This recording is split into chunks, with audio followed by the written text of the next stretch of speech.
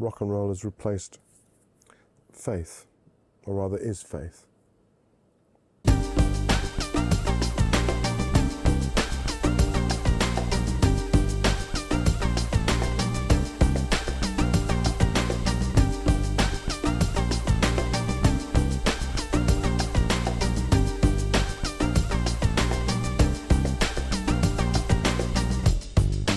Hello and welcome to the Paul Ryder Tapes.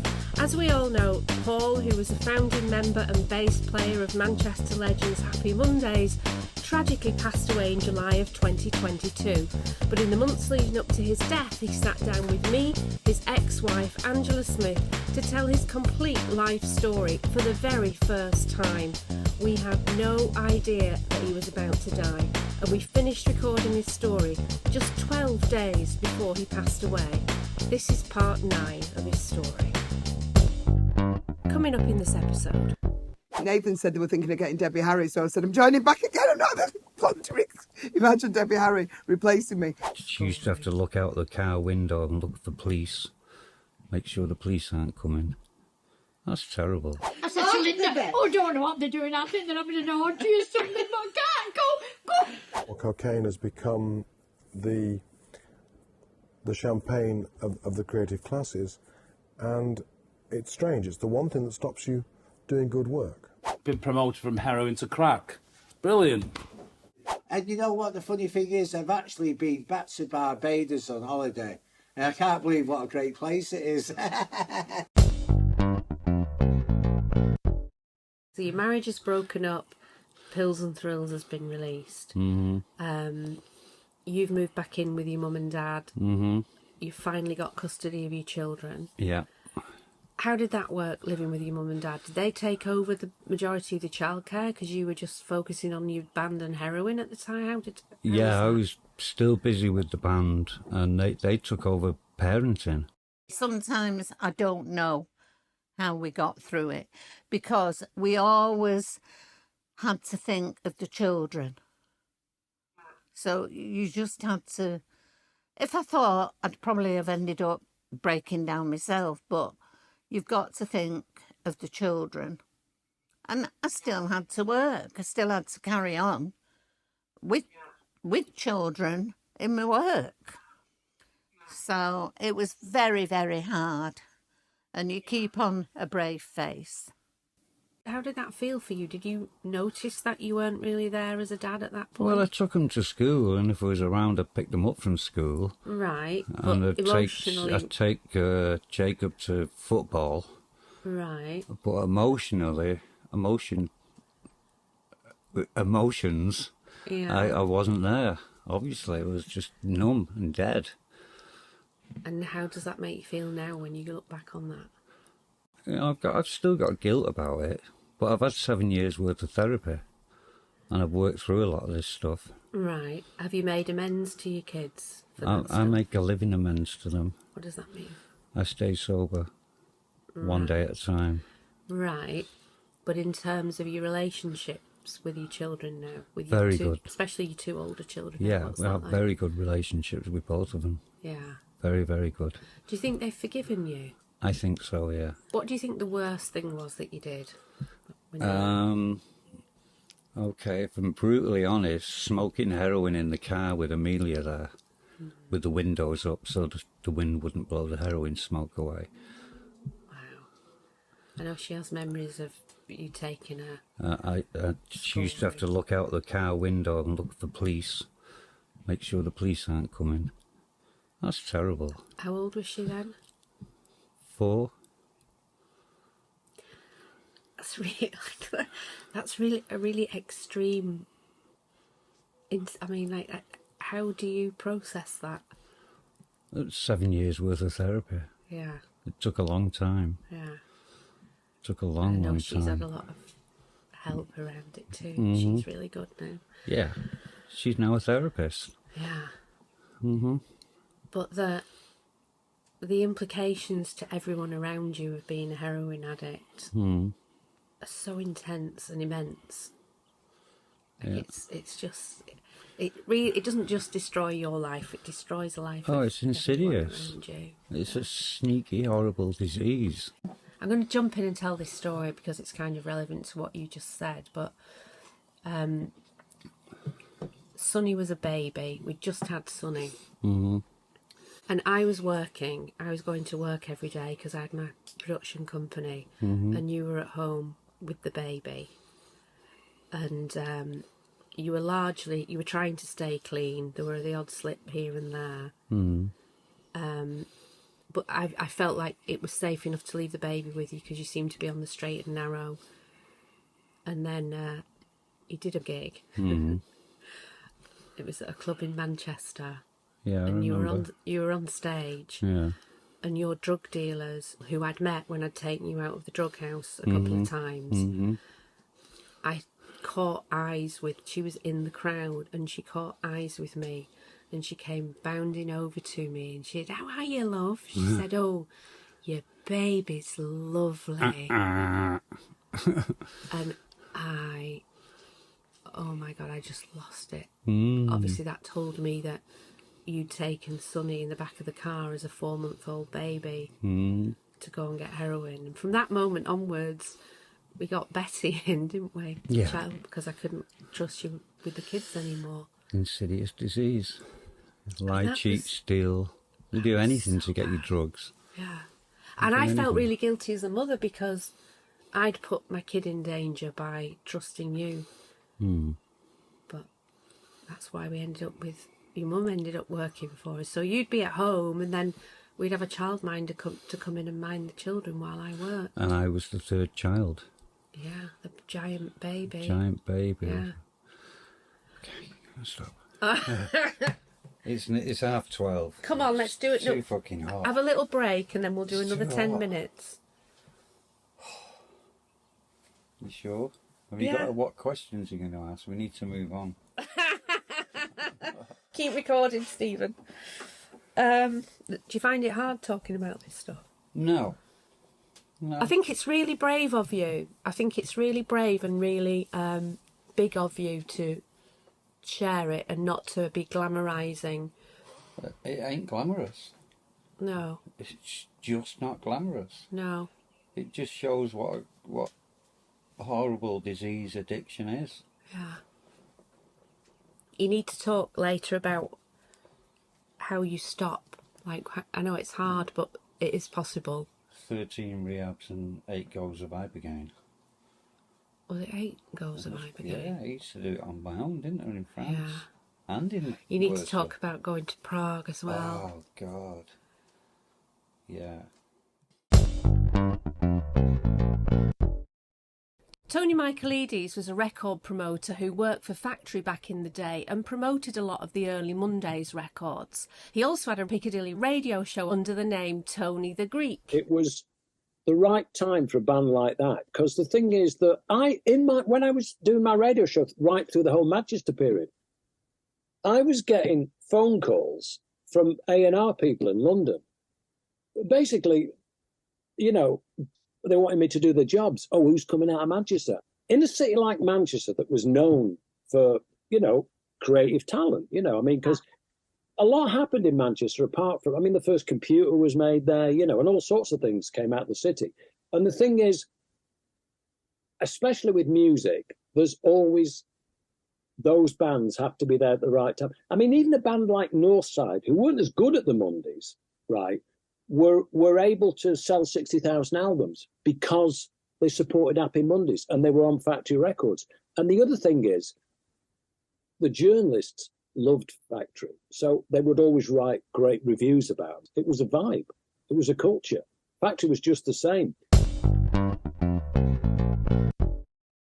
You're riding high professionally, but you're riding pretty low personally. Yeah. But you don't think you are. No. Not when you're in it, you don't think you're... No. So then the next step for the Mondays was to do a 4th album. 4th album, yeah. So talk to me about that. Okay, the 4th album, the one that people say brought down Factory, and I'm here to say we didn't. Happy Mondays did not bring down Factory Records. What did bring down Factory Records? A series of events which started by... New Order hadn't done anything new for quite a number of years. Old Order. Old Order. So it was left to us to do an album. Bernard Sumner was off doing his electronic project with Johnny Marr. Hooky says if he's doing a solo album, I'm doing a solo album. So Factory paid for his Revenge album. Because I was managing Revenge around the time when, I don't know if it was Pills, Thrills and Bellyache came out, or it was towards the end of Factory. And Factory, you know, spent a lot of money on Revenge because Tony was honest. He felt like he owed Hooky, you know, so they were spending more on Revenge than they should have done. Because, you know, it was the one member of a band that had done solo. I mean, they don't usually get big priority status and investment for marketing. What really annoyed me, the way they always blamed them for Factory going under. Oh, and no, that no, was no, not that was the case at that all. was complete lies. That was complete lies. That was I mean, not Factory the relied case. on them. Mm. I mean, them in New Order, obviously. Yeah. Another series of events. I mean... Can we just say we're not dissing Hooky, though? Because Hooky was... Never diss Hooky. No, okay. Never diss him, but he was furious that Bernard was doing a solo album. Yeah. So he wanted to do You one. can understand that, can't you? Yeah, of course I could. I like that Revenge Good album stuff. that he did, yeah. Yeah, some good stuff on it. So it was a series of events that brought down Factory. Certainly not the Mondays going to Barbados. Linda and Sandra always laugh when they recall the antics when they travelled to London for a gig with Mark's dad and lovely late mum Marlene. We'd not been on the train long when out came the sandwiches and the drinks. Oh, I know. And you said to Marlene, "Oh, Marlene, how thoughtful of you." I said, aren't you organised, you? "Oh, no," she said. "Next door have gone away and I went to check the house and they forgot the drinks and they forgot the sandwiches. So I brought them for us." The reason Factory went under, right? And there's quite a lot of stuff about it, right? But the dynamic of Factory initially was that bands signed to Factory and it was done on indie deals, 50-50 splits. I was dead impressed. I thought she organised it. And New Order, who were the ones who brought all the money in, right, and the Joy Division, they did it 50-50 split, but they never did any advertising. Because that's what New Order were about. No advertising. So it was great for Factory. 50-50 split, they were making money. So then we got to London. Well, we got in the hotel. Oh, When God. all of a sudden you came into me Oh, and said, "I don't know what's going on next door to me with them no. two." Do you remember? The first bands that Tony starts signing up, bands like the Railway Children, Northside, the Mondays, etc., they started doing record deals. And the record deals, because of Tony being so philanthropic, right, they were so weighted towards the bands rather than the company. Oh, we could hear. We're screaming. And, Alan, don't do that. She was on. I said, "Oh, I don't know what's going on with the next door." And then what happened was because lots of advertising was going on the Mondays, New Order wanted a load of advertising as well, right? So what had been a way of making profits became a loss leader. And I think partly that was the problem. Well, we wondered. So the next, Alan comes and I'd gone into you back then. Yeah. Alan came in and knocked on the door and said, Ken, do you think you can help me next door? I can't get it up. And you went, "You what? What's up?" Because we were hysterical, weren't we? We was hysterical. We were terrible. I signed a band called the Adventure Babies. Everybody in the business was after them. Virgin had given them 180 grand publishing, etc., etc.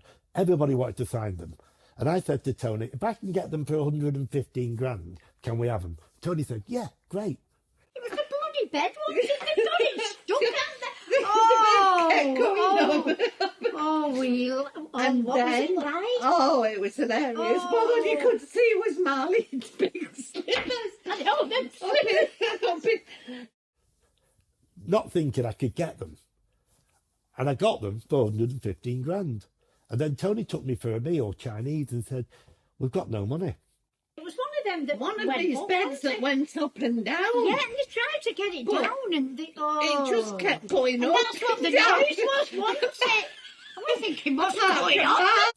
Now, this band they were like Beautiful South. They needed promotion. We didn't have the money to do any of it. Marlene was lay on the bed. I couldn't get I said off to the Linda, bed. oh, don't know what they're doing. I think they're having an orgy or something, but I can't go.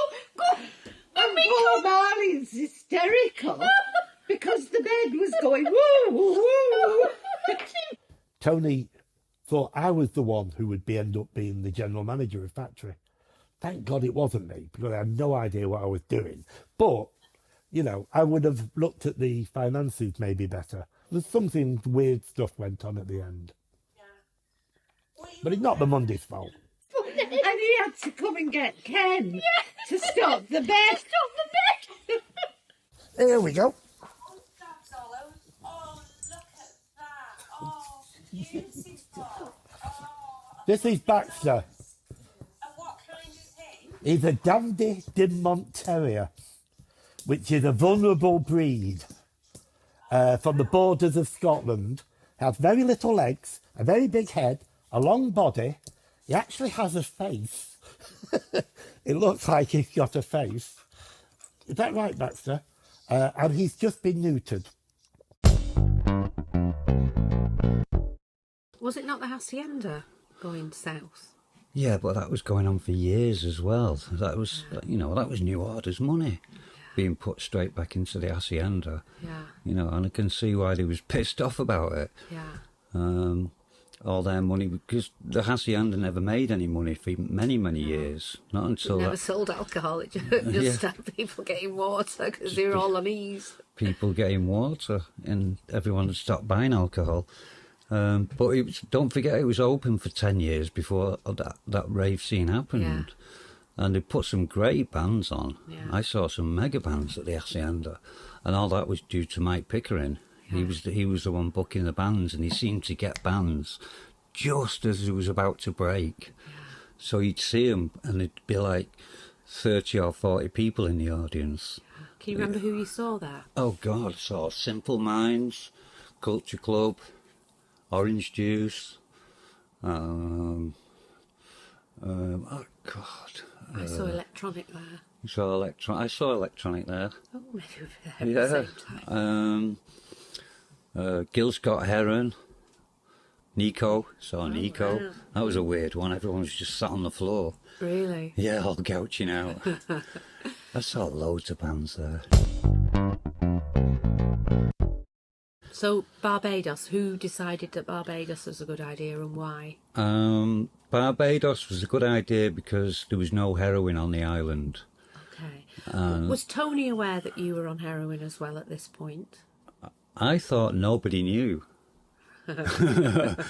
I thought I was completely incognito on it, and nobody knew, but apparently everybody knew. Well, I've always thought of heroin as being a mistress, because you don't want to tell anyone about her.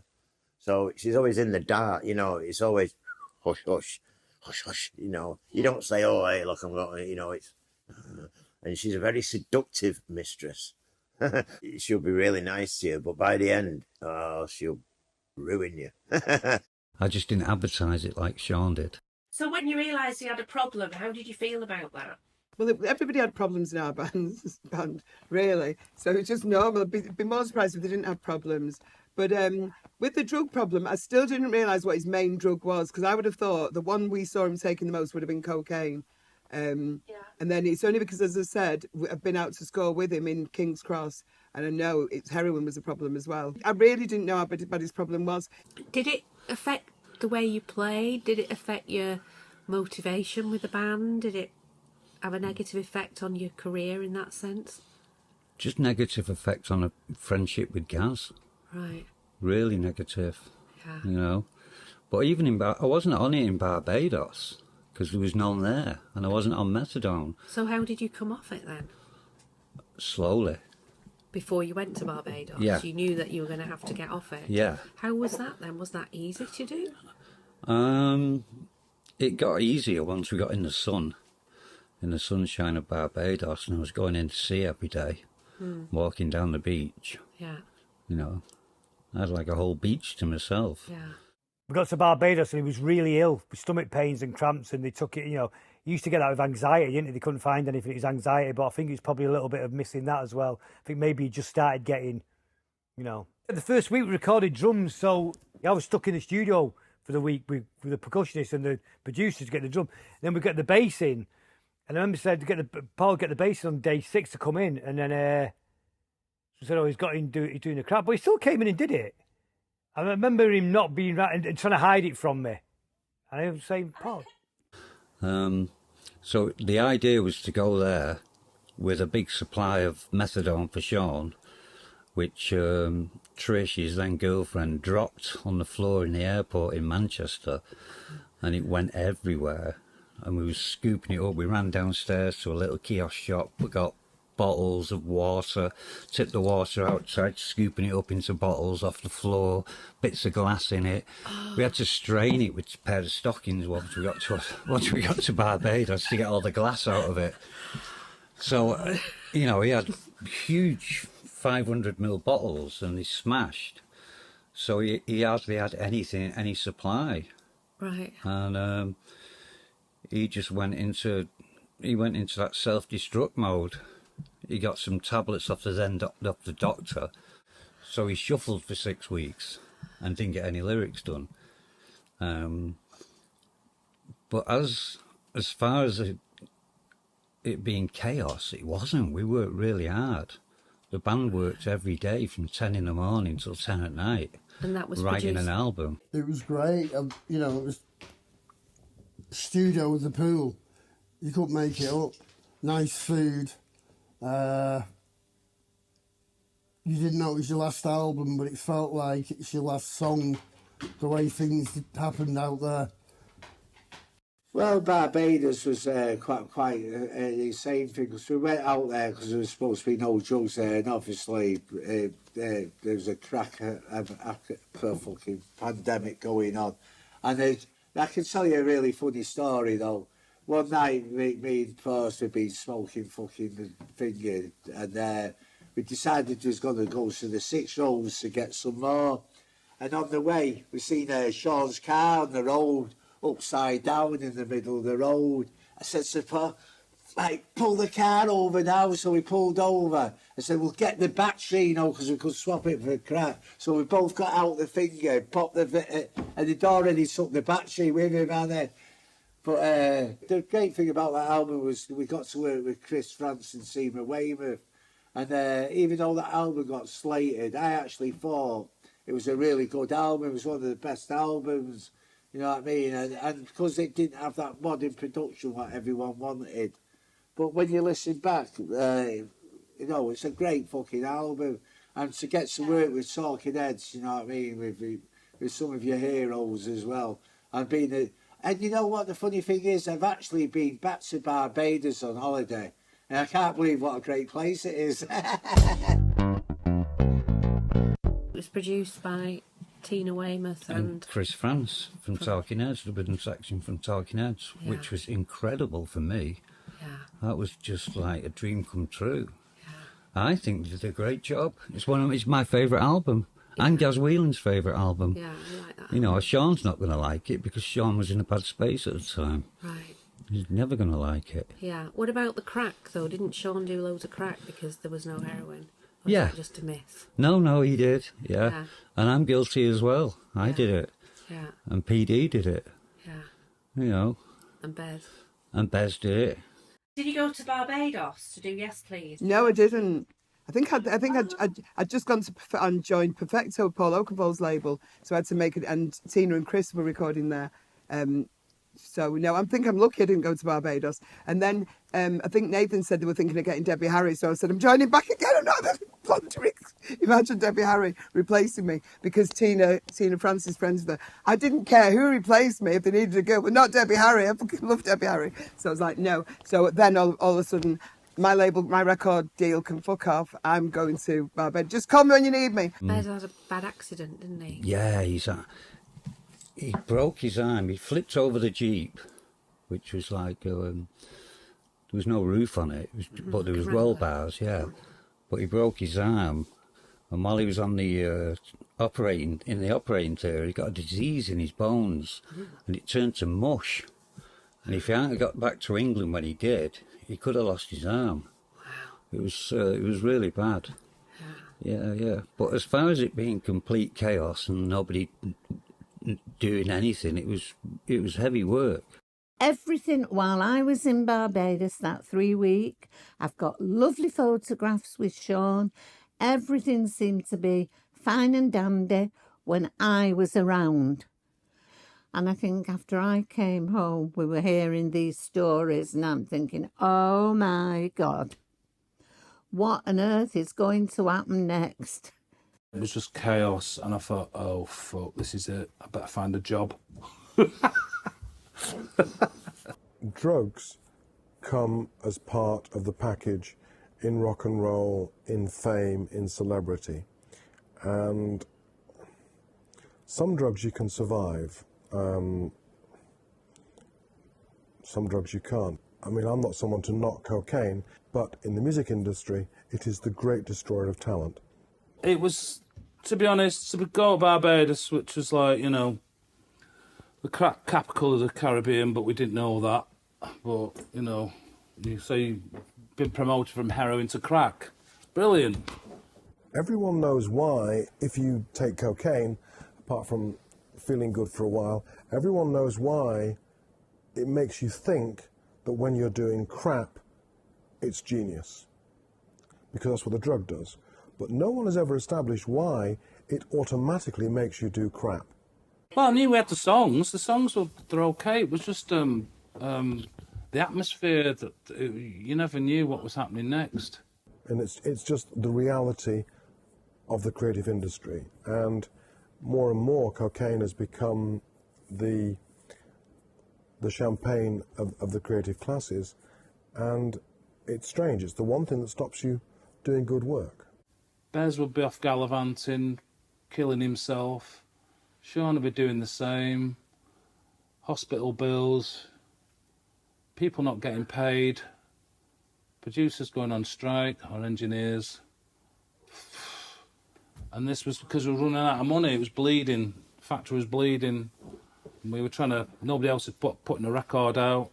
And it's something that... I mean, some of the worst drugs, like heroin, do not stop you creating. Really? How was Paul during that time?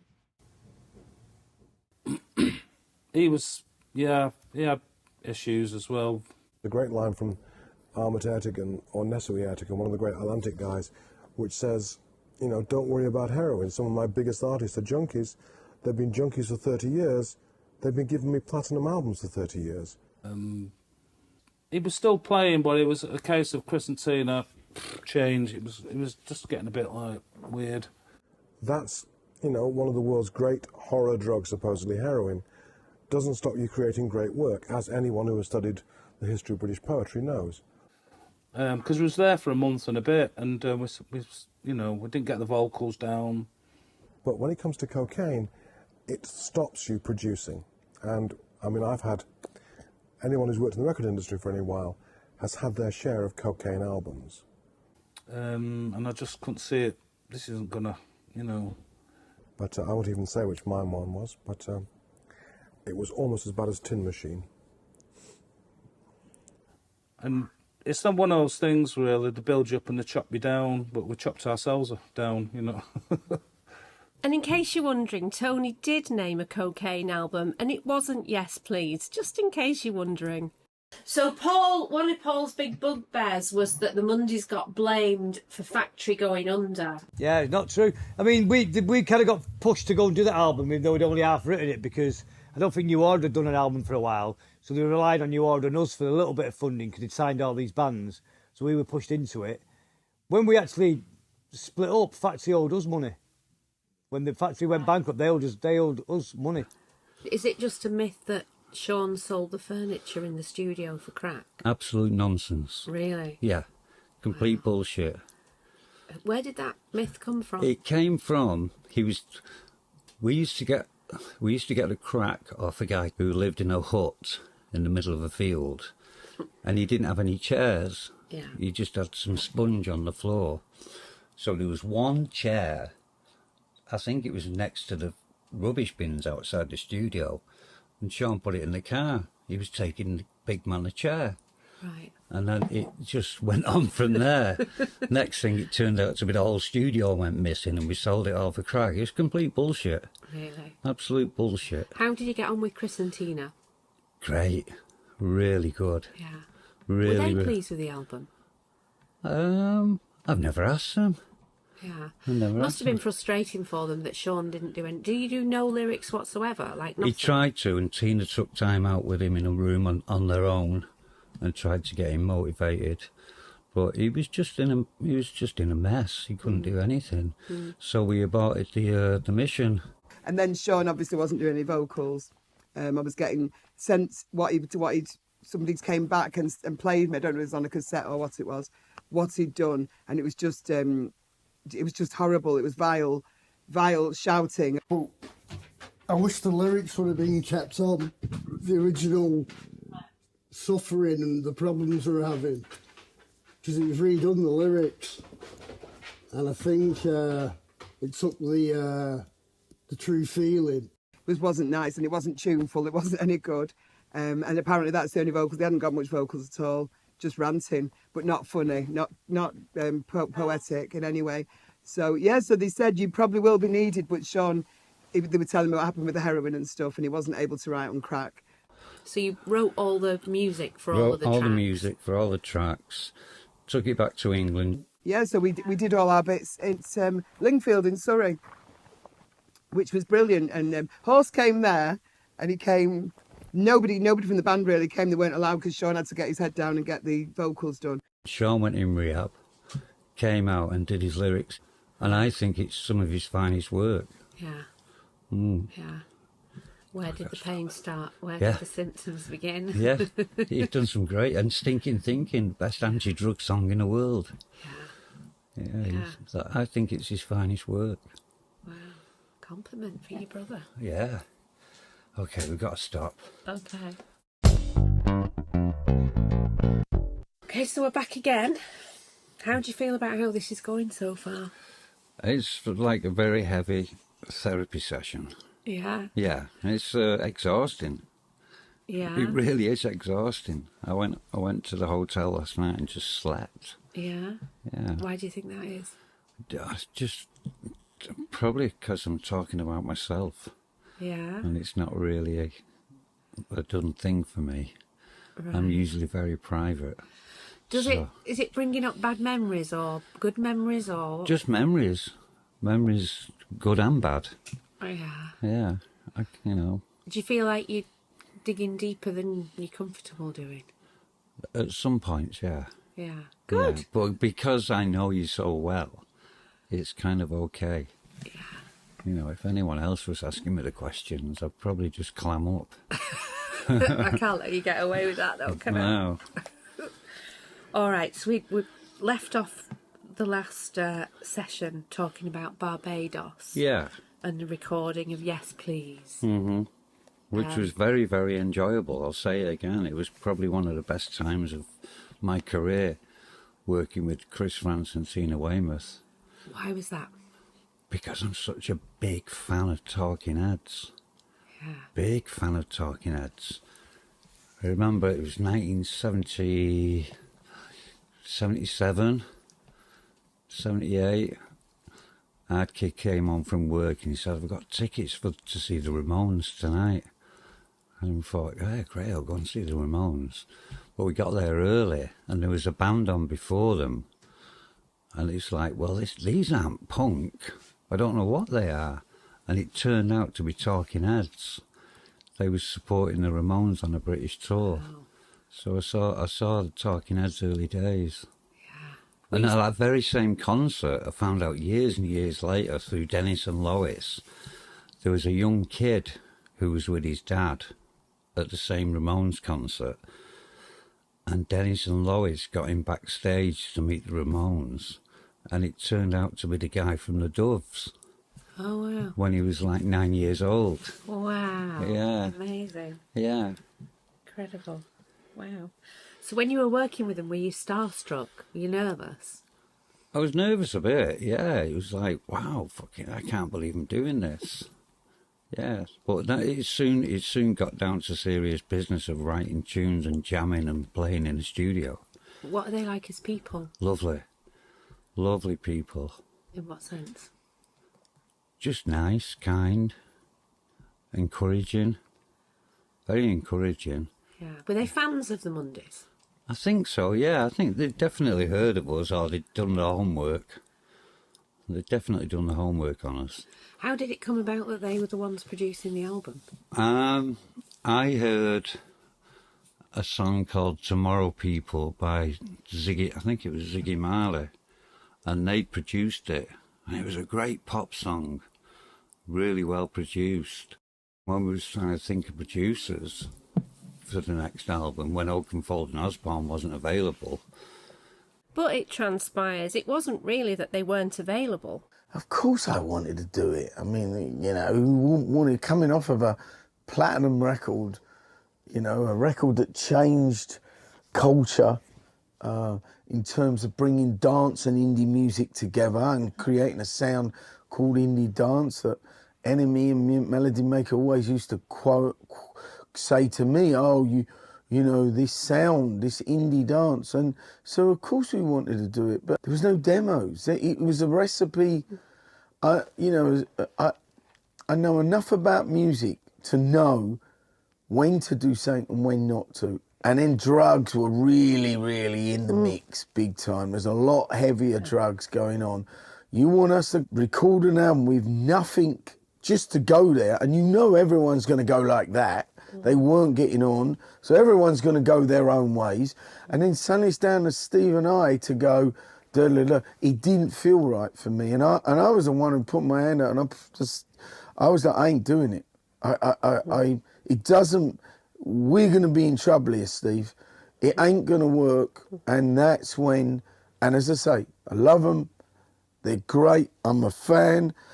But it didn't feel right. And I'm glad we didn't do it. And Nathan McGough was like, you made the biggest fucking mistake of your career. They're going to be as big as Pink Floyd. And I'm like, Nathan, I want to do this, but you've got to do demos. We've got to figure out what we're going to do, because if we don't, it's going to turn into a mess. It was me that said Chris Franz and Tina Weymouth, because they'd done this song and it was really good. So me and Nathan went over to see him in New York. Did you? Yeah, went to their house in Connecticut and stayed the night. Stayed the night in a hotel, but went to their house. Yeah. And they had a great big studio at the back of the house called the Tom Tom Club. Right. That was the name of their studio. Huh.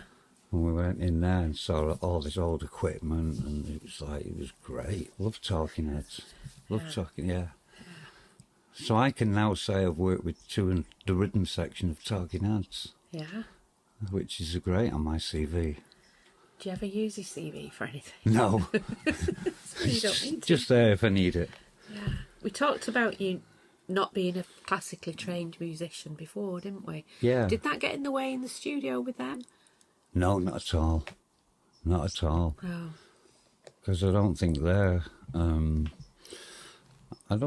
trained musicians. I think they're self-taught as well. Yeah. Were they frustrated with how Shaun was in Barbados? I think so, yeah. Yeah. What makes you think that? Well, they never got the job done, did they? They had to kind of hold their hands up and say, we're going to have to finish the session. You can't do it. Did they then post-produce when he'd done the lyrics, when he'd done the vocals in New York? Did they then get No, he involved? did the vocals in London. Oh, so who then put the thing together? Chris and Tina came over. Oh, right. So they came back. So they did finish the album. They finished the job eventually, yeah. Right. Yeah, after he come out of rehab. Yeah. Was it hard to convince them to do the album? I don't think so, no. Oh. No. Because they'd met me and Nathan. Right. You know. Why was it that you went with Nathan and not one of the others?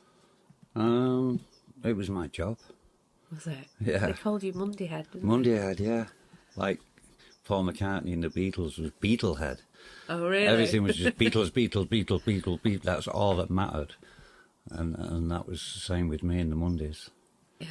The band was the only thing that mattered. And he was like, so it was like we'd be doing something. Oh, let's just go out drinking. We'll go out to the pub. He'd be like, we've got a thingy tomorrow. Well, I'll be all right. And he was quite sensible. Is that a good thing? Yeah. Yeah. Did other aspects of your life suffer as a result of that?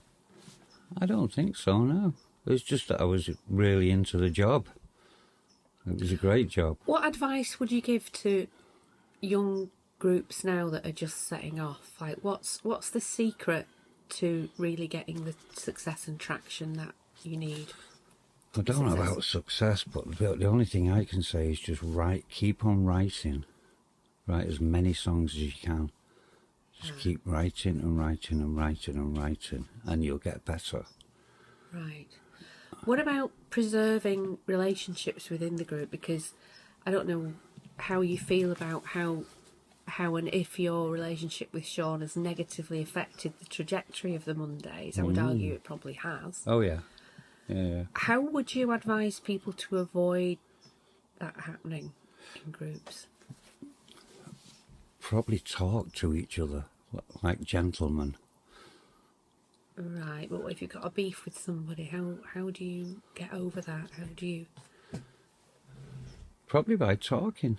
Just by we never spoke about anything like that. It was just like, he's opinionated, Shaun. Yeah. His opinion counts to him and him only, and it's the only opinion. You know, you can't have a conversation with him. Did the rest of the group feel the same way as you? Yeah, you can't have a conversation with my brother. It's impossible. And everybody else felt the same.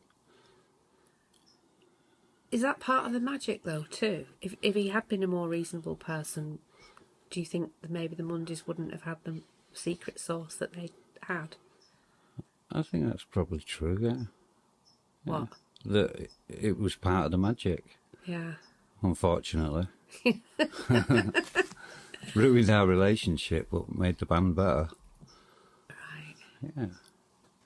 Interesting. Okay, so you came back from Barbados. Yeah. And then the album got released. It wasn't greatly well received by the critics, was it? No, but it was a hit record. It got to number 14 in the charts. Yeah. And it was one of the last things to be released on Factory Records before they went under. What was the last video that you did? Last official one was Sunshine Love, but the band weren't really involved with it. So the last one was probably Judge Fudge, I reckon. Okay. Or Loose Fit, maybe. And how many years had gone by between the first one and that last one that you did? 3. 3. Would you say they changed as people during that time? Were they different to work with when they got some success under their belt? Not in the slightest. I would say if they had, because with us, the relationship was exactly the same from day one until the end. It was no different at all. They were exactly the same. And that's probably because we didn't hang out together and we didn't have like all those different weird personal dynamics. We worked together, we saw each other when we were out, and, you know, we got on and trusted each other, sort of thing. Do you know what I mean? In a professional capacity. Because they were, you know, people go on like how unprofessional they were, but they weren't really with us because we were, you know, I certainly wasn't taking drugs while I was making those videos because I thought, why would I do that when we've got to get a video made? Everybody else is off their fucking box. You know, it would be a disaster if I was taking drugs and partying while making the videos, which I know happened with other people, not to mention names, but we talked about them before. But it wasn't, that wasn't what it was like. So, you know, if the band were taking drugs, that's fine. If it helps the performance, it doesn't bother me. You know what I mean? So, I don't know how we got into drugs. But no, it was just a professional relationship is what I'm saying, and they were quite professional. Once you get them to turn up, as long as, you know, and they always just turned up. That was like, always like, are they going to turn up? You know, we did spend one day when, after we'd made 24-hour Party Pit, we thought, oh, we've got to do like pickups for this, because we've just, you know, the camera went down, we've just got some Super 8, we've got to fill in the gaps somehow. So we arranged to film, to get them together on another day, and we literally drove around for about 6 hours around North Manchester trying to get the band together, and then it went dark and we never did it. You know, we never even got anywhere. We filmed a little bit with Shaun in the rehearsal studios, I think, but never got the band together again. So, yeah, it was just difficult communication. But it was a good time all the time for me making those videos. It was everything I could have dreamed of, you know, because, like, I've made other videos and they're never as much fun, really. Favourite tracks off that album? Oh, I mentioned it earlier. Stinking Thinking. Yeah. Great. Sunshine and Love's my favourite. Yeah, you like that one, don't you? And it's one of Gaz's favourites as well. I remember that, yeah. Yeah. And Angel's good as well. Angel's really good, yeah. Angel's really good. I think that album has those real standout tracks. Whereas Pills and Thrills is like every song is brilliant. Yeah. I think that individually the 3 songs that or more that stand out on Yes Please are actually better than the ones on Pills and Thrills. But oh, that's good. I think there's one track that doesn't have any vocals on it at all, isn't there? Yeah, you couldn't. It's mainly PD's little masterpiece that he did. And I just couldn't get any vocals for it, so it just ended up being our one and only instrumental. But one of my favourite tracks is Total Ringo. And I think our kid sings like John Lennon on that one. Yeah. Really stretching his vocal cords. I think he sounds like Lennon after the Beatles. Yeah. Yeah. So the album... You did a tour with that album, didn't you? Yeah, the tour was great. I saw some footage not so long ago, and we was tight, man. We was a really tight band. It was like all the songs was so tight and polished. Yeah. We was all getting on really well. And your addiction was still underpinning everything at this point, I'm guessing. Yeah, I was still thinking nobody knew, but everybody knew. Yeah. At that point. And I got the phone call from Mark Day just as I was leaving my house. I just opened it to lock up. And I thought he was joking. Horses did, because it was Mark Day saying, Row, got some really bad news. Horses dead. I think he just said like that, and it just didn't seem, obviously you don't think, because we're about to get on the bus. And then it really became quickly, it was obvious it wasn't a joke. That's it. Went to Linda's. Just sat for ages and spoke to Bez. I was just in shock. Well, I had to go. I just wanted to be with it because they said he's still there. Shaun was saying we should still do the gig at some point as well. And I was like, I can't even get on the bus. I sit opposite him or next to him. He's either there in front of me with his back to me or facing me on all the journeys on our bus. I can't. There's either a table between us or a chair back. I can't travel anywhere today without him being there. It's just impossible. But knowing he's still there, and I was actually hoping his body wouldn't still be there, to be honest, because I just didn't want to see a body. But Amelia told me to go in and say goodbye to her dad, and I really didn't want to see. But it wasn't as bad as I thought it was going to be. I spoke to him. I was in and out as quick as I could be. I just said, I love you and everything. He did look like he was still alive. And I'm glad I did now, because it makes it real then as well. Because you have to know it's real, and you just have to accept it's happened. You've got to, and he's not coming back. Otherwise, you go mad, really. It was lovely going there that day, though, and being with everyone, being with his mum anyway. But Amelia, she was just saying, will I ever be happy again? It was awful. And he was very present in her life, so it's just, it's horrible. It still is. Coming up in the next episode. I remember lying there one night thinking, what the hell's just happened? You know, we all knew it was over, but with each other was in denial it was over. The guy from London Records had gone and said, if you can't turn up for £3 million, I don't want to sign them. It was a lifeline. Absolutely fucking gutted. That's it for this week. Please join our club and become a patron of the show to help us keep these episodes going. Go to our website, which is paulryder.tv, for the details, and there also you'll find our shop with some cool Paul Ryder and Big Arm merch. Big Arm is the band that you can hear right now. It was Paul's favourite side project from the Mondays, and this is their track Welcome, which was finished the night Chico, his youngest son, was born, hence the name.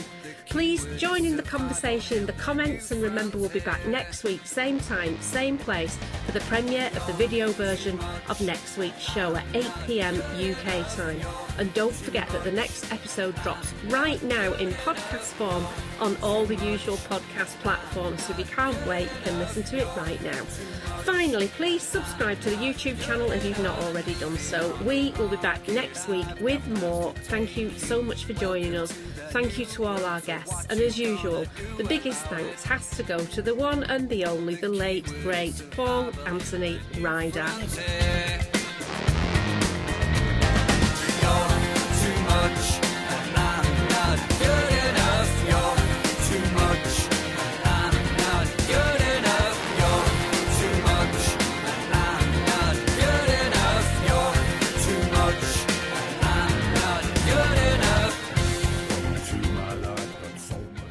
I certainly can't ever say I've had a dull life.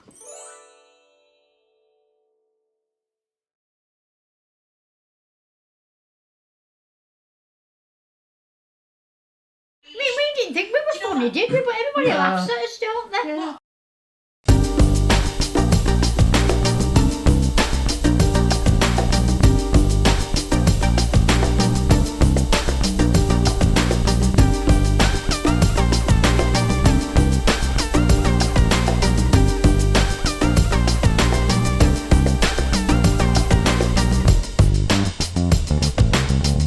Hello and welcome. This is episode 10 of the Paul Ryder Tapes. I'm Angela Smith, the ex-wife of Paul Ryder, who sadly passed away in July of 2022. In the months leading up to his death, he sat down with me and told his entire life story, the highs and the crashing lows, and he opened up about some very personal things for the very first time. Coming up in this episode. We got a choice. He said to us, Manchester, Amsterdam or Barbados. So Manchester was out, never got anything done. Amsterdam, can you imagine? Still be there, wouldn't we? He'd gone, the guy from London Records had gone and said, if you can't turn up for £3 million, I don't want to sign them. When you split up with your band, there's nothing quite like I say it's even worse than splitting up with your missus, you know what I mean? It's that heartbreak and heart wrench. Paul said, I can't wait for this afternoon. I said, why? And he goes, it's that one where we find out whether the bass can make you shit if it goes like dead low. I was sat in a chair rocking backwards and forwards because of this drug called Stelazine that they gave me, a psychotropic thing, and it just made me rock in the chair. And I remember thinking, okay, this is me for the rest of my life. I'm just going to be sat in a chair rocking backwards and forwards. And your addiction was still underpinning everything at this point, I'm guessing. Yeah, I was still thinking nobody knew, but everybody knew. Yeah. At that point. But you were able to manage your life still. Yeah. And by that time, after the Barbados thing and Shaun went in rehab, by the time we was doing the tour, he was back with his habit. So he was like. He wasn't on top form, but the shows were great. We all pulled together for the shows on that tour. Where was your personal life at this point? Because your marriage had already broken up. Marriage had broken up. I was back with the parents, back in my old bedroom, Wow, that must have been a bit heavy for you. Oh, yeah. I remember lying there one night thinking, what the hell's just happened? And, of course, you still had your heroin habit at that time, didn't you? I think maybe, and this is just my opinion, you could see the demise of his dream ending and the band, and he'd lost control, and also that we all knew it was ending, but obviously he took it a lot worse than all. We all took it quite bad, but he took it. I always thought it was an excuse. I could be wrong, you know. And it was really, really sad, disappointing, because I knew as well. Not only was it my best mate I was losing, but also that. From a selfish point of view, I knew that was definitely the end of the band. You know what I mean? If Paul wasn't functioning, it wasn't happening. Yeah. And he knew that I knew that he knew that I knew that I knew that he knew. You know. So after you got back from Barbados and you did the tour for Yes Please, there was then Factory went under. Factory went under. Phil Sachs had been doing A&R for Factory after he stopped managing the Mondays, so he'd been overseeing the recording of Yes Please for Factory from Manchester. The whole Barbados thing, I always remember that, because I was the A&R guy. I used to phone up weekly for a report of what was going on, and they laid down all the tracks. And then, whatever it was, Simon, the sound man, I chatted to him, and they said, well, what about the vocals? He said, oh, we're setting up the table and chairs now for Shaun. So I put the phone down. I'm thinking about it all day. One day we'd gone in the studio, and outside the studio was a swimming pool on a higher level. Bez was already in the hospital because he'd turned the Jeep over and smashed his arm in. And someone said, come have a look at this. And we went outside to the swimming pool, and they'd made a crack den out of the sun loungers. Like a proper crack den. Just smoke coming out of the sun loungers. And the distance was this Jeep turned upside down that Bez had left, and the rental company couldn't go and get it because it was in the middle of the jungle, you know. But I had fond memories of it. But I kind of resigned myself to the fact that it was over. I'm thinking, table and chairs. Why do you need a table and chairs to do vocals? Because Shaun's the only one who don't like that album. We kind of got pushed to go and do that album, even though we'd only half written it, because I don't think New Order had done an album for a while. So they relied on New Order and us for a little bit of funding because they'd signed all these bands. So we were pushed into it. When we actually split up, Factory owed us money. When the Factory went bankrupt, they owed us money. So it was quite the opposite. And the album didn't cost a lot to do. People think it was Barbados, it cost a lot of money. It didn't. The studio was cheap. And the flights were cheap. It was like, it wasn't that. Because we got a choice. They said to us, Manchester, Amsterdam or Barbados. So Manchester was out, never got anything done. Amsterdam, can you imagine? Still be there, wouldn't we? And then I went to Tony and said, you can't fucking stand up, Tony. That's why they've got a table and chairs. And it was me who pulled the plug on that Barbados recording and brought them back. So it was because you got the call saying that they were setting up tables and chairs? Yeah, and I thought about it all day, and I worked out that he couldn't stand up. Weird, isn't it? I think Tony thought Yes Please would sell twice as much as Pillsnthrills, and it didn't. I remember they had always had a constant rise, New Order, and I think they weren't ready for troughs and, high hills and troughs sort of thing. Factory went under, owing us, the Mondays, £800,000. For what? That's what they owed us, for money off the record. Oh, right, you never got that. We never got it. On the day the bailiffs went into Factory Records, Nathan was going down to Factory Records to get a cheque for £800,000, which is what they owed us in royalties. Wow. And that's what they owed the Mondays. And but the bailiffs got there before him. I didn't know this. Yeah. Wow, there was a table, wasn't there? An infamous table that Tony had bought. Yeah. How much was that? 11 grand. Oh, it's not too bad, I suppose. Hanging up from the ceiling with, I think it was wire from a sailing boat, some kind of strong wire. Oh, so it didn't have legs? No legs, it was just hanging from the ceiling.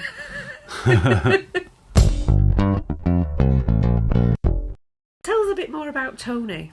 Tony was great, man. I was always intimidated by him as well, actually, because I knew he went to the Clever School in Salford, and he could speak Latin. And it was like, wow, he must be really intelligent if he can speak Latin. So I was always a bit intimidated by him, but he was always so down to earth. Always so down to earth, and really just, I can't thank him enough for letting us express our art. You know, he'd let us do anything. Anything we wanted to do. It was like, yeah, go ahead. This is great. It's art. He was a visionary, wasn't he? He really was a visionary. I was just starstruck. Just like you'd been boardwalk and seeing him on telly. And what really impressed me, turns up and rolls a spliff. We'd all run out of our drugs and he turns up and starts skinning up. Brilliant. Go on, Tony. And then, because he talks in a different sort of, his different background, he's educated, went to Cambridge Uni, whatever. Tragedy and glamour are attractive to all of us, so it doesn't really help us understand the attraction of the iconic diva to all my gay men friends. I think if you try to take Proust's theory that... And he was talking else, and you'd just be like, whoa. Fame of that sort, which is, to quote that phrase, larger than life again, fame of that sort is a roller coaster which whizzes you through real life. You just sit there and listen to what was coming, and it was great. And you don't live a real life. You live in this imagined bubble, and it starves you of some of the sort of central ordinary nutrients of day-to-day life. Oh, he's a lovely man, brilliant character. You just sit and listen to him. And he loved us. If it wasn't for Tony, we wouldn't be anyway. He believed in us, which was, nice. Yeah, fond memories of Tony. When Ecstasy came along, it was like the final piece in the jigsaw. Tony Wilson sent me champagne, and my dad was a beer drinker. My dad had never had champagne, and by that time my dad was dying. Yeah. And I said, go on, Dad, you've got to celebrate the lads. And he said, oh, I quite like that. Can I have another? And I also think that is the moment when Tony Wilson really understood them. He was always in the club, wasn't he? Yeah. There was a beer drink. Yeah, but my dad worked on the news. My dad worked on the newspapers. They had a break every hour. Yes. And they were at work. They were in the Vincent. Is it the Vincent in town? And that other the Land of Cakes. I know where and all mean. the old pubs up near the They all Daily went in Express. there, They all didn't went they? in. The Green Door. Yeah, they did, Yeah. They were all heavy drinkers. Yes, they were. Derek had never really been a drinker. Tony was always talking about creating a revolution. He wanted to create something like punk.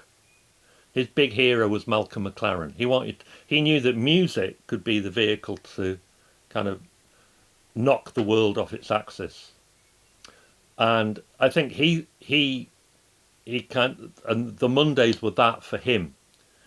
And so the drug was part of, because Wilson had grown up in the end of the 60s when he was a student. He knew how important that new drug was to crystallising the new moment. We bought a bottle of Cinsano and lemonade for when his mother and dad came, and they weren't drinkers, but they had a Cinsano and lemonade on Boxing Day. Yeah. My mother used to say to me, oh girl, I do wish you'd shape yourself.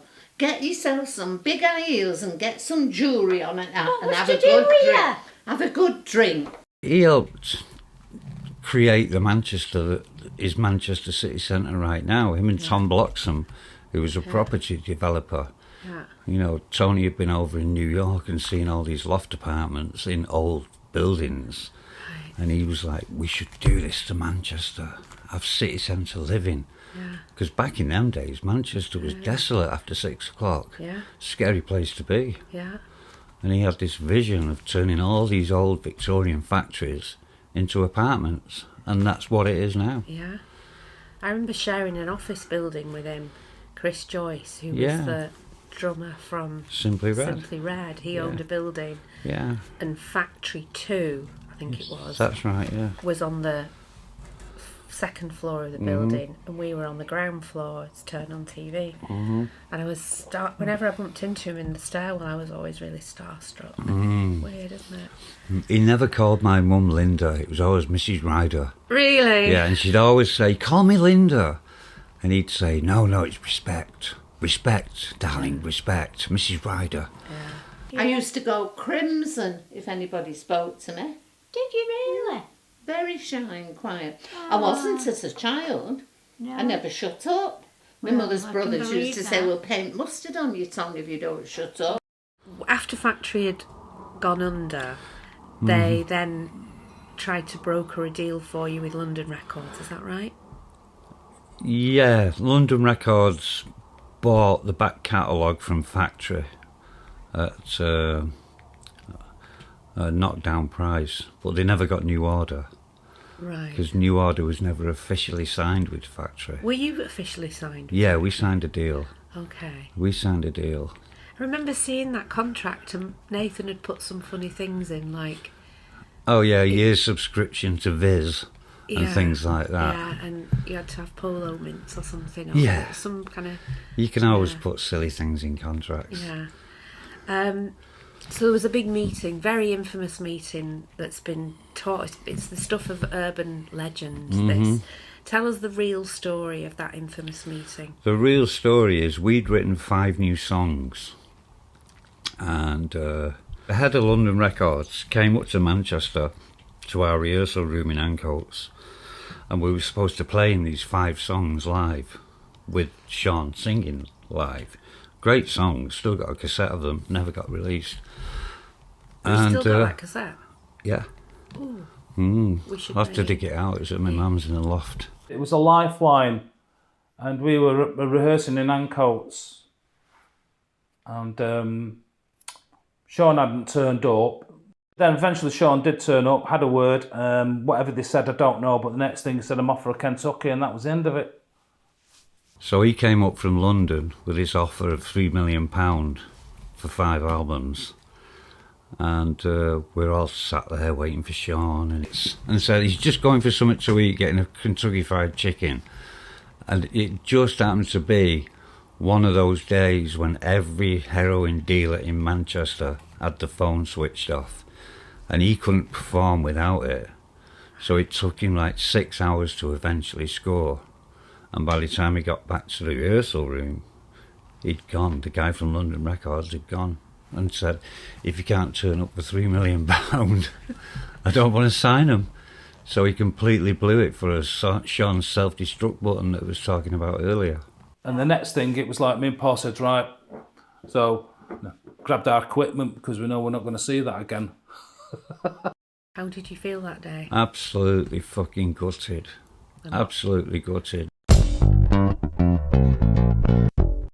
I was drinking more, smoking weed. I had my moments.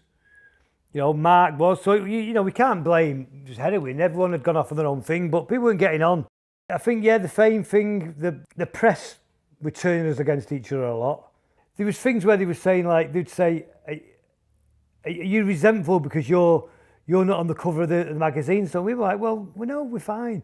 They'd say to Shaun, the rest of the band, PD, they did it a lot with, really. PD wanted to be on the cover, and he didn't, you know. Well, maybe he did, I don't know, he didn't, but they kind of painted us as though we were bitter, and like, and I think Shaun saw that as us having an ego, and none of it was true, you know, from both sides, and we were a bit naive to us and Shaun. I think both of us were all a bit naive, and you get people in your ear, you know, all people around us, everyone was off doing their own thing a lot of the time, and we weren't spending time together as much like we used to. We were a gang, we were, you know, a 4 or 5-headed monster, and that kind of changed. I think there's that kind of northern working class insecurity of thinking, you know, imposter syndrome. We're not good enough for this, so it's going to end any moment. So let's not put too much heart and soul into it, because it's all going to collapse at some point. So I think we all kind of accepted it. I mean, at the end, when we split up, Shaun said we should have just taken a break for 6 months or a year out, and that's probably what we should have done. But the problems were more deep rooted, I think. That's when Gaz, Mark and PD fannied out on me and Shaun. They said, they called a meeting with Nathan in Nathan's office and said, "We don't want to carry on anymore. You just blown it. You just blew it." Did you know about that meeting at the time? Yeah. Me and Shaun turned up to the meeting and they'd said we don't want to do it anymore. He knew that it was over. And yeah, it was a really sad time, like I say, where when you split up with your band, there's nothing quite like I'd say it's even worse than splitting up with your missus, you know what I mean? It's that heartbreaking, heart-wrenching, you know what I mean? It's like no feeling, I can't describe it, no. The nearest I could describe is like splitting up with your missus after 10 years and you find her cheating. It's that sort of feeling, you know what I mean? And that's how awful it actually feels, you know, when you come to that moment. I was very angry. Yeah. With you. Very Very angry. angry. I thought, what an idiot. Yes. You know, what an Yeah. idiot Yeah. throwing all this Yeah. away. Yeah. You see, I was upset because of Derek. I thought Derek had sold his soul for that band. That's what hurt me. That really hurt me. So I don't know how you must have felt, obviously. Well, you've got 5 minutes to kick off. Oh! You and I should have kicking off in a minute. And that was because of the heroin addiction of the two of you? Yeah, and mainly that he'd just blown a £3 million deal. Right. So, to give credit to our kid, he said to them, let's not split up, let's just have 12 months off, go and do your own thing, and they wouldn't have it. And like a week later, Shaun said to me, when are you going to phone them all and get them back together? Because that was my job, Monday head. You know, when he'd upset people before, it was my job to get on the phone and say, come on, it's fine, everything's going to be good again. And I said, I can't do it. I'm exhausted. And that's when the nervous breakdown happened. Talk me through that. Oh, wow. What did that feel like? I ended up in a place called Meadowbrook, which is part of Salford Royal. It's not Salford Royal, Hope Hospital in Salford, the psychiatric unit. What was the first sign of a nervous breakdown? What is that? Oh, just depression. Like the world is ending. Like the day after, or did it take a while to come on? Probably a week, 2 weeks. Yeah. And knowing that that's all I'd done since I was 17 was the band. Yeah. That was the only thing I'd done, and it wasn't there anymore. It was like a death. Yeah. So, yeah, depression crept in. What did that feel like? At the time, I just didn't want to speak to anyone. I just locked myself in the bedroom. And it was just like, I just couldn't handle it anymore. I just burst into tears one day and couldn't stop crying. And then my mum took me to the hospital, to the emergency room, and they put me in psychiatric ward. What?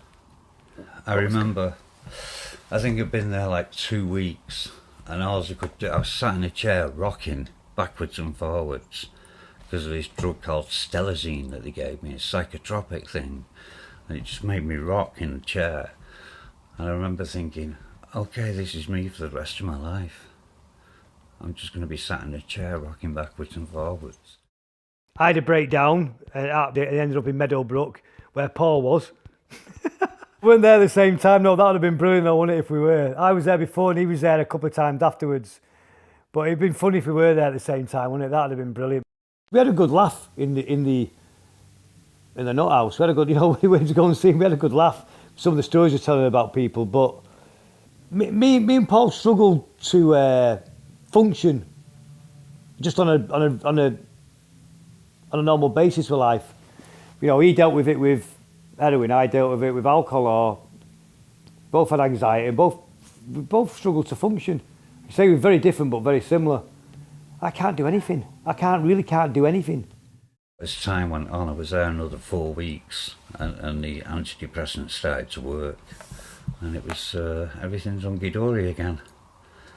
Not within 6 weeks, though, surely. More or less, yeah. Right. And what about the heroin at this point? Had you I was come off it, yeah.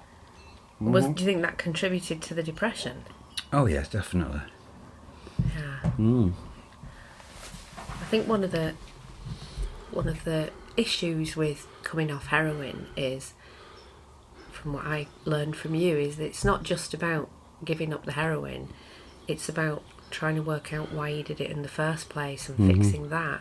Yeah. Like fixing a drug addict isn't as simple as just taking the drug away. Mhm. It's about looking at what made you do that in the first place. That's why I believe therapy is so important. Yeah. After you come off, after you've done a safe detox. Yeah. That's why I think it worked the last time I went in rehab, is because I had therapy afterwards. Yeah, for a long time. For 7 years. Yeah. I had therapy. What were the main things that came up in the therapy? Like what did you learn about yourself? That I could little tiny things could be exaggerated in my mind. I can't think of one specific one right now, but things that are trivial would be magnified to the point of being crippled with fear. And you just learn how to deal with them. And that is when, I think that's when I met Donovan's daughter, Estrella, and we had a 5-year relationship. So you had a nervous breakdown. Yeah.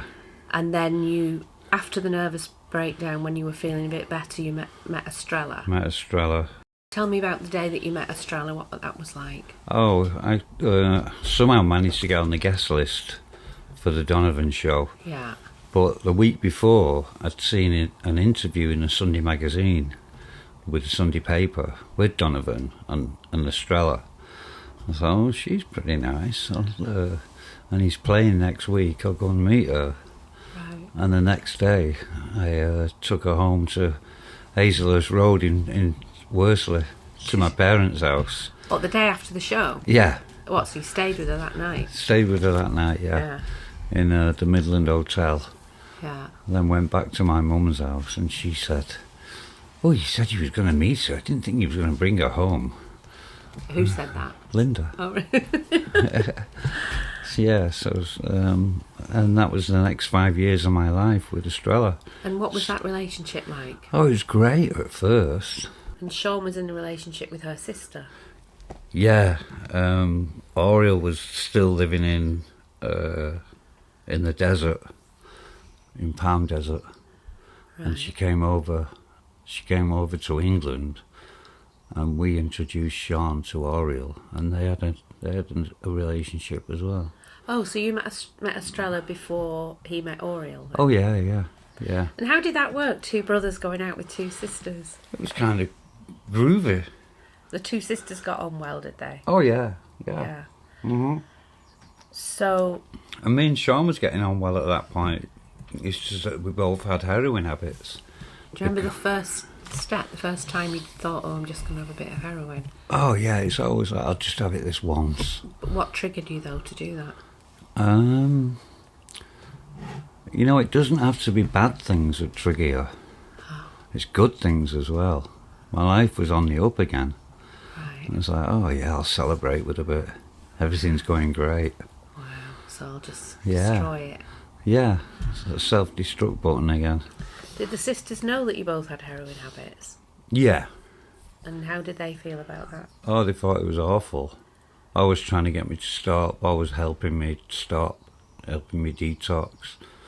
And eventually that's what ruined the relationship with both of us. Really? Yeah. As Paul was trying hard to resist sliding into full-blown addiction again, Gaz persuaded him to enrol with him on a music production course, where one day they met up with another friend of his, Dave Brattell, who Paul always called Disco Dave. I went to meet them to have some dinner, and Paul said, oh, I can't wait for this afternoon. I said, why? And he goes, oh, it's that one where we find out whether the bass can make you shit if it goes like dead low, the sound of it. And this was like, his whole thing about the course was trying to see if he can make his bass make people shit.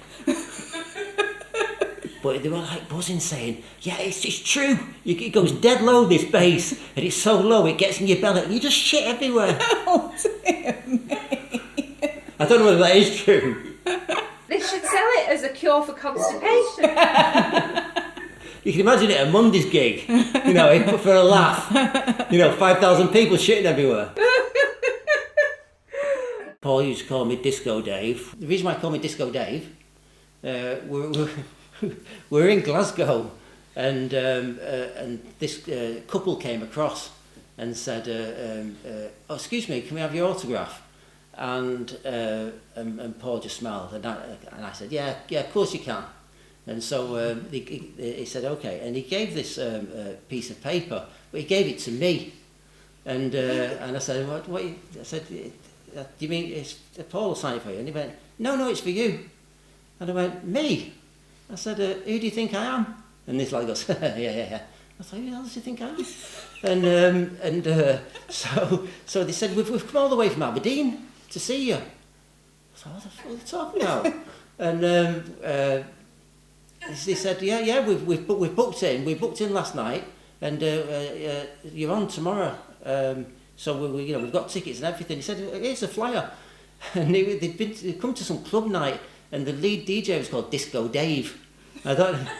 It's because they'd said to you originally, you're Dave, aren't you? And you said, yeah, because you are. so I signed it. Didn't want Paul's autograph. So I signed it Disco Dave, and that's where it came from.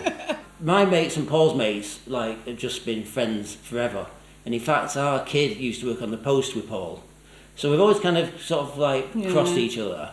And then in the 90s, we got to know each other pretty well and pretty much hung around for a couple of decades then, and did various things. And Linda and Derek lived not too far from where we were living, so we used to go around there and take him for a drink on a Sunday. It sounds always, no matter what the aftershave, it was always a really nice, clean, fresh smell. I think I remember that. We'd been together for 7 years before we got married. And for one reason or another, neither one of us actually ever wanted a wedding. Wanted to be married, but never actually wanted a wedding. So we decided to effectively elope and not tell anyone that we were getting married. But what we wanted to do is find a way of actually memorialising it. So we asked Paul we needed 2 people to be witnesses, which was our friend Andy and his then partner Karen. And then we asked Paul if he would do a video of the whole day, so that if people wanted to have a look at it, they could. And I know that Linda later told me how excited Paul was to actually be having this job, and took it very seriously, the job of a camera operator. Unfortunately, he managed to somehow record the very worst of us, didn't he? It really wasn't a good tape that came out, and there was far too much swearing and poor behaviour going on, so we couldn't actually ever show it to any of our relatives at all. There wasn't 5 minutes we could salvage from it. Salvage it. Even the actual ceremony itself was just punctuated by heckling. Give it a fucking kiss. By him and Andy all the way through. He filmed the whole day. He was there the whole day, and we'd gone for a meal in Barca afterwards, and everything was, but there was just nothing that could be used, because there was just this monologue going on in the background of every F word and C word and everything, just awful. He was talking over it, Andy was heckling as well. There was just, it was just awful. And then the wedding night was also spoilt by Paul constantly ringing up, asking us if we were doing it yet. And just laughing his head off and putting the phone down.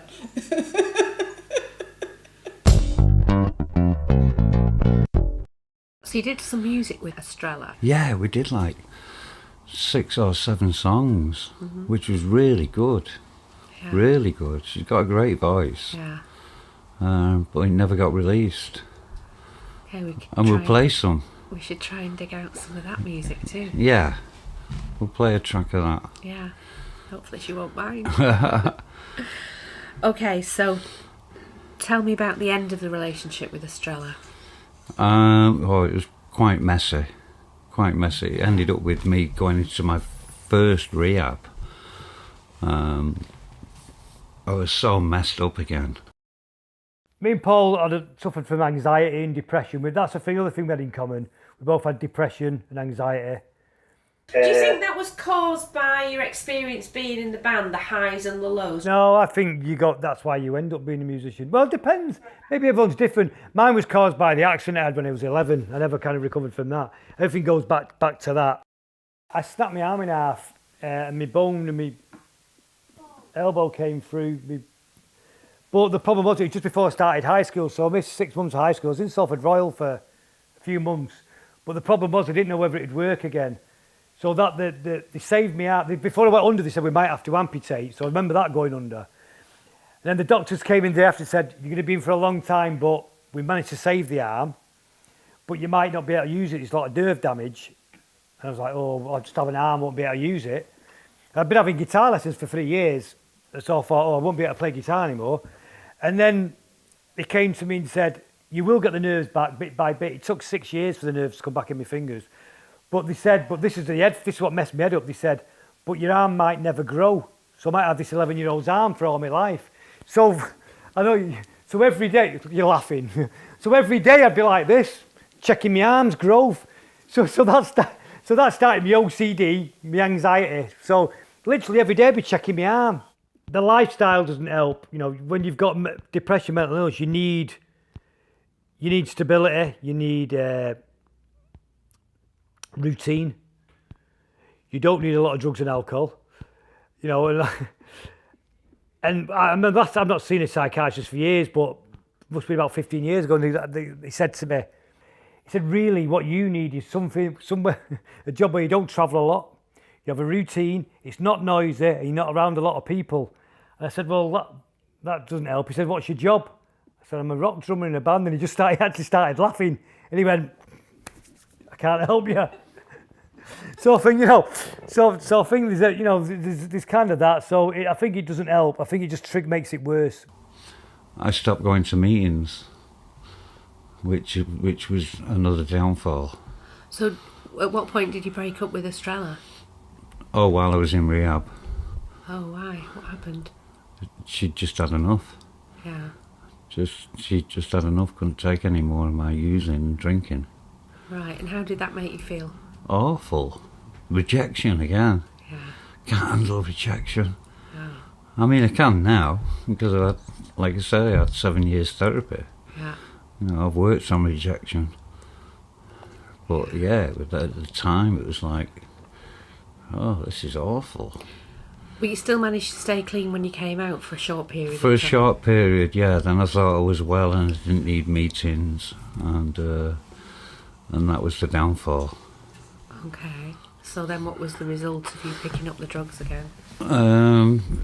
Just having to go and school every day so I wouldn't be ill. You know, I needed it to feel better, to function throughout the day. So you were back at your parents' house, you were back on drugs, your relationship with Estrella that was over. Had ended, and so then what happened? And then they had Jacob and Amelia living with me at my parents' house. Right, and then you got another breakdown. Then another breakdown. And what was that like compared to the first one? Pretty much the same. What happened? Just hopelessness. Yeah. Everything was hopeless. I couldn't see anything in the future. Didn't you grow a big beard as well? Oh yeah, my Paul McCartney Let It Be era beard. Yeah. Oh, my mate Andy Hardy said I look like James Anderson, who was a police constable of Manchester, also known as God's Cop. Yeah. Yeah, he said I look like James Anderson. I preferred the Paul McCartney reference myself. So how did that manifest itself then? What did it look like to everybody on the outside? I don't know. You'd have to interview them. Birds nesting in his beard, he had food all round it. Paul was back at home. You know, he was struggling with alcohol and he was coming off heroin, trying to come off heroin. And he was in a right state at that time. He was in a right state. Initially, he was drinking still. So me and Dave and Paul would go to pubs various in the area. We'd go round and pick him up and take him out, because basically he was sat in his house all the time, not really doing anything, not functioning well. I think his mental health was suffering at that time as well. He wasn't in a good place, Paul. You know what I mean? He really was struggling. You know, we could say that. Again, He was still drinking at that time, even though he wasn't drinking particularly excessively. He was using alcohol every day. He'd start the day with his, you know, a couple of cans of Stella. He would be allocated 4 cans of Stella, which that would be it. That would be his beer intake for the day. He struggled for a long time, Paul. He wasn't in a good shape. You know, he'd invariably have the same clothes on every day. He'd have a pair of tracky bottoms on, stained. He'd have a t-shirt stained. He'd have food in his beard. You know, weren't washing particularly well. Wasn't looking after himself. He was in a state then at that time. Were you rocking in the chair again? I was rocking in the chair again. I remember the show Top of the Pops 2. Yeah. Where they have revisit old Top of the Pops performances. I remember with the big beard, back in the living room at the parents' house, and Top of the Pops 2 was on, and one of the Mondays songs came on, and I was looking at it thinking, what happened? That used to be me, you know. Wow. How was Shaun with you in these times? Oh, his answer was to give me a big chunk of Lebanese hash, shove it down my throat and said, that'll help you. Did it? Oh, it sent me off my head for like 2 days. Yeah, but that was his answer. Was he concerned about you though? I don't think he was concerned. I think he might have been. That was his. That's how he chose to help. You know, Yeah. Not knowing much about drug addiction. That's his love language, I guess. Yeah. I suppose he thought he was helping you. Yeah. But did he have much contact with you when you were in such a bad way? Not really. I'd see him if he'd pop in every now and then to see my mum, and I'd see him, but I was just more concerned about growing a big beard. And you didn't speak to anyone at all? Not really, no. Didn't Kids? Oh, the kids was there all the time. Did yeah. you speak to them though? Yeah, I spoke to the kids. Yeah. But not, you know, I was pretty vacant. Yeah. Oh, that's a good album. Yeah, good name for an album, yeah. So what got you out of that second nervous breakdown?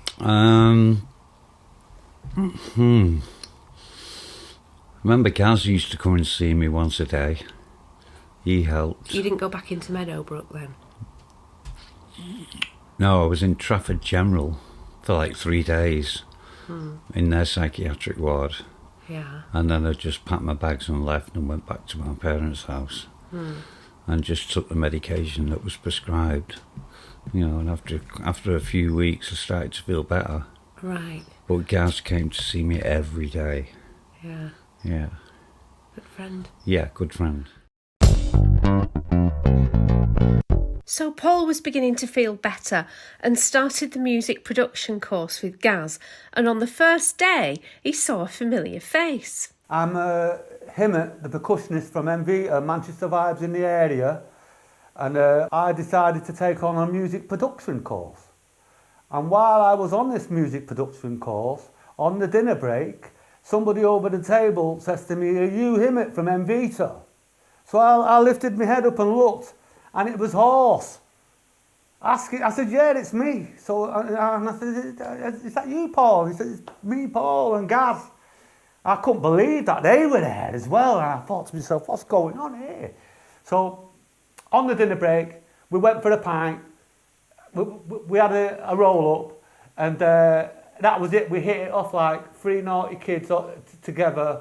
So I'm reading the paper, the local paper, on a dinner break, and it said Salford Ram Raiders, and all the warehouses are getting done in. So I says to Horse, Horse, I says, we're going to write a track about Ram Raiders in Salford, all your boys, all your crew. And he says to me, "Yeah, let's do it." So I penned some lyrics down, a few ideas, a skeleton of a structure, and then I said to him, I've got a producer friend of mine called Lee Duval, and I'd like you to come outside of college to Lee's house, to his studio, where we can continue working and writing. So he says, "Yeah, let's do it." When Emmett brought Paul to my house, and I'll always call him Paul, I never call him Horse. And the simple reason is, my mum was there, and he walks in. Now, I've been doing dance music. I didn't know who the Happy Mondays were. It sounds mental, but I used to listen to heavy metal then got into dance music. So I didn't know who the Mondays were. And Emmett was like, I'm bringing Horse down from the Mondays. And I'm thinking, who's that? Do you know what I mean? Oh, he's a bass player. All right, okay, bring him down. So he turns up, and Emmett goes, and my mum's there. And Emmett goes, this is Horse. And my mum's from Salford, even though we're in Lim. And she goes, I'm not bloody calling you Horse. What's your bloody proper name? And he goes, Paul. And I go, I'll call you bloody Paul. And Lee, you're calling him Paul too. So I always call him Paul. He calls him Horse. I call him Paul.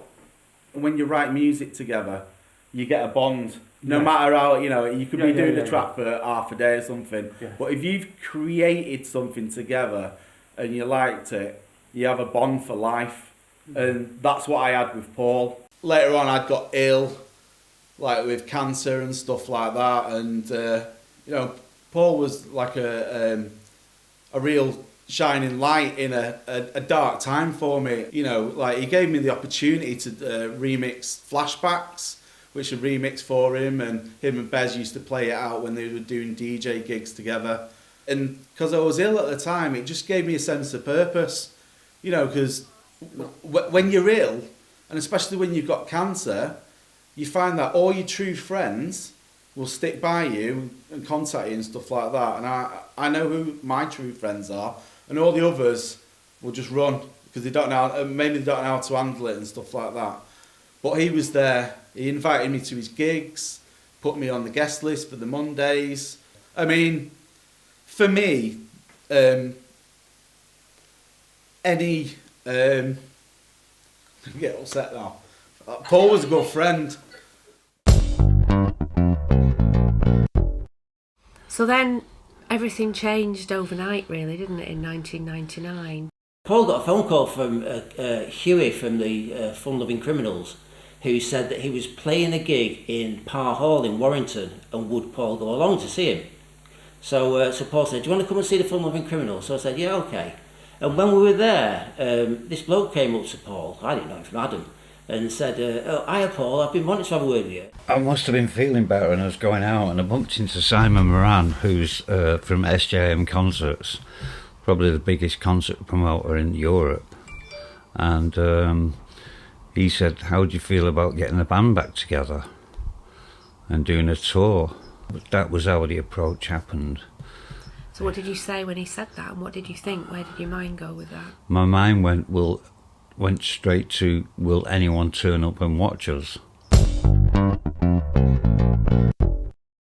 Andrew Rangers. It was Andrew Rangers. Yeah. On the afternoon. Yeah. Yeah, and then it started being on the news and that kind of thing. It didn't seem real. Because it was like, because you'd always thought, you know, Paul's not the healthiest of blokes, you know what I mean? He don't go to the gym, you know. He smokes, you know, he's the, you know, world champion smoker, and you know, the amount of drugs he's consumed and alcohol he's drunk, you know, he was never going to be, you know, get a telegram from the Queen or anything, but it still was, you know, painfully young, you know. You still, even though you think people are not that healthy, or you assume they're not, you know, you don't equate that with the, you know, with thinking they're going to die soon. Paul was always just part of our lives, in and out, and sometimes you saw him, sometimes you didn't, and you'd get a message every so often, and you know, just the odd, but it was always, I always smiled when I saw him. Do you know what I mean? Whenever I saw Paul, it was, oh, it's Paul, and it was always nice to see him and nice to catch up, you know, and it's just a shame that we're not going to be able to do that anymore.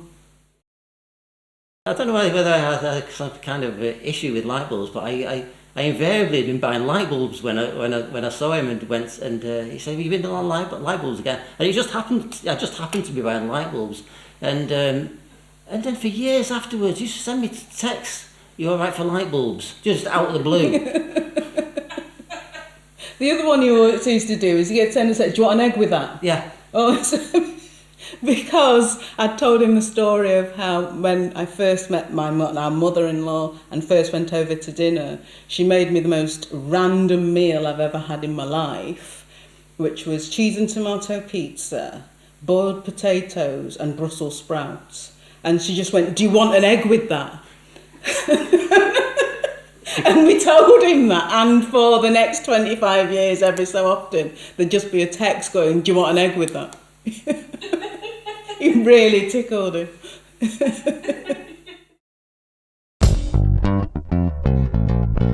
Coming up on the show next week. Taking a lead from Shaun on the music never, ever, ever happened, and it never will.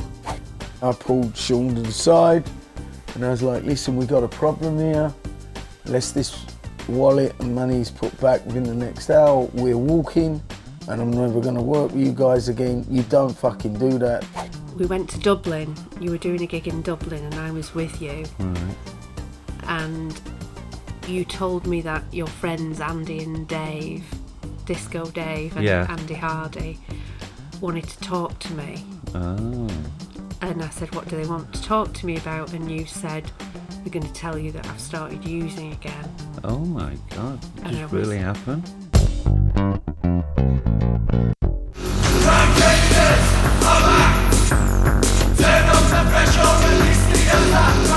The music you can hear is the fab track called Ram Raiders that Paul wrote with Lee and Himmett, who you saw earlier, and another guy called Phil Jones.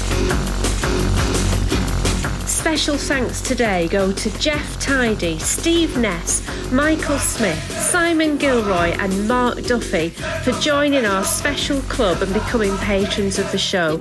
It's really exciting to see it grow. Please join us at the special rate for founding members. We've really got some great perks planned. Details are on the website, which is paulryder.tv. And also go and have a look at our merch that we've got for sale in the shop. Thank you so much for being here. Please spread the word about this project and let's have Paul's legacy go far and wide. Take care of yourselves and we'll be here again next week, same time, same place. Thank you to our guests and of course, again, as usual, to the star of the show, the late, great Paul Anthony Ryder.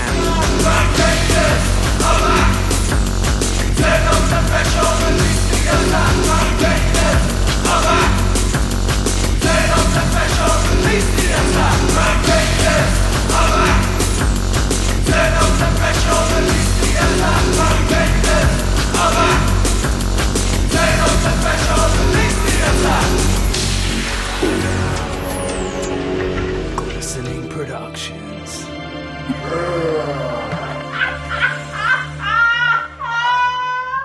You see, this is what I have to put up with, Angela. That's why I drink. Don't make me the excuse, Sam.